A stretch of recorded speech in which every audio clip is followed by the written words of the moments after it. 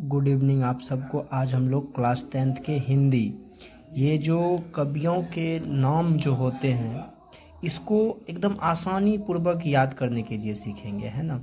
बस आप अंतिम तक देखिएगा, बहुत मज़ेदार ट्रिक आ रहे हैं ना। तो चलिए हम लोग स्टार्ट करते हैं। चैप्टर फर्स्ट का नाम है श्रम विभाजन और जाति प्रथा। क्या नाम है? श्रम विभाजन और जाति प्रथा। इसके लेखक हैं भीमराव अंबेडकर। अब इसको कैसे याद रखेंगे? तो जाति प्रथा का जब भी जाति के बारे में जब भी बात होता था तो वो भीमराव अंबेडकर, इन्होंने ही जाति के लिए आरक्षण उरक्षण सारे बात को किए, इसलिए इसका नाम याद रखना भीमराव अंबेडकर। जो जाति का बात करेगा वो कौन था?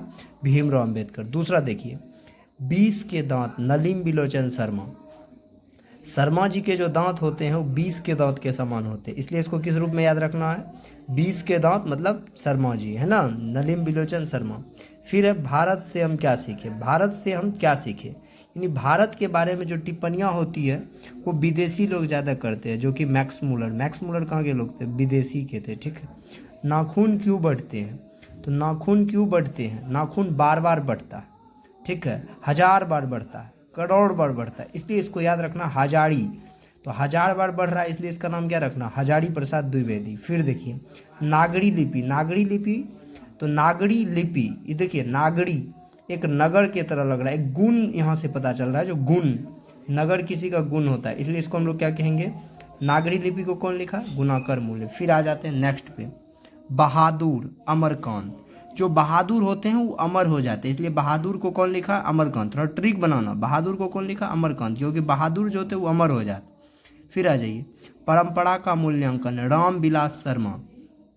परंपरा, देखिए कुछ परंपरा चलते आते हैं, जैसे कि आपकी मम्मी एग्जाम्पल देते होंगे, जाके देखो शर्मा जी के बेटा को, देखो क्या कर रहा है, तुम क्या कर रहे हो। तो जो परंपरा चलते आ रहा है, इसलिए परंपरा को कौन मतलब बनाए रखता है? तो शर्मा जी, इसलिए इसमें क्या नाम याद रखना? रामविलास शर्मा। जीत जीत में निरखत हूँ, बार बात, जीत जीत, पंडित जो है अपने आप को बोल करके हमेशा जीत जाते, इसलिए इसका नाम क्या रहता है? जीत, क्योंकि पंडित थोड़े ढीठ टाइप के होते हैं, इसलिए इसका नाम याद रखना जीत जीत में निरखतु को कौन? पंडित बिरजू महाराज। आसानी से याद रखिएगा। आविन्यो, आविन्यो को कौन लिखा है?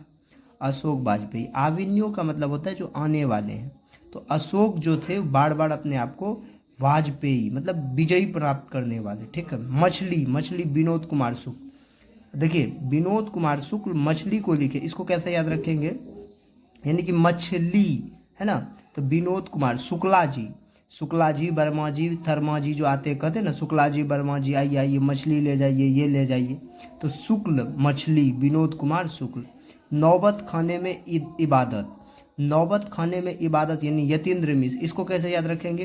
तो नौबत खाने में, जब भी नौबत खराब हो जाता है तो मिश्रा जी आते हैं, यानी कि पंडित जी आते हैं और सारे कार्यक्रम को करते हैं, इसलिए नौबत खाने में इबादत को कौन लिखा है? यतीन्द्र मिश्र। मिश्र मतलब पंडित से ही रहता है। शिक्षा और संस्कृति, इसमें देखिए महात्मा गांधी, तो आसान है क्योंकि बहुत कम उम्र में इसको, जब देश गुलाम था तब भी इसको शिक्षा से मतलब थे, और इन्होंने शिक्षा के लिए अपना देश छोड़कर विदेश चले गए थे, इसलिए महात्मा गांधी याद रखिएगा, शिक्षा और संस्कृति को लिखे हैं। तो मिलते हैं हम लोग नेक्स्ट पार्ट में। याद हो गया होगा, ये था हम लोग का गद्य खंड। अब हम लोग मिलेंगे काव्य खंड में, ठीक है। आसानी से आप याद करके इसको ट्रिक में रहने दीजिए। मिलते हैं नेक्स्ट वीडियो में, तब तक के लिए बाय।